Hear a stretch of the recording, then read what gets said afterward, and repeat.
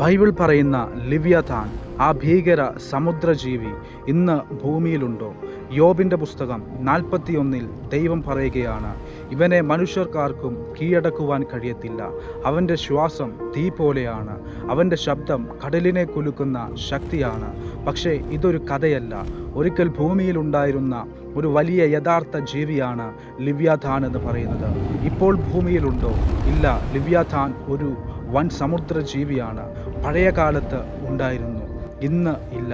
ഭൂമിയിൽ ഒരിക്കൽ ജീവിച്ച വലിയ കടൽ മൃഗമാണ് ലിവ്യാഥാൻ എന്ന് പറയുന്നത്. ഭയങ്കര ശക്തിയുള്ള സമുദ്ര വേട്ടക്കാരനാണ് ലിവ്യാഥാൻ എന്ന് പറയുന്നത്. അതാണ് ബൈബിളിലെ വിവരണവുമായി ഏറ്റവും കൂടിച്ചേരുന്നത്.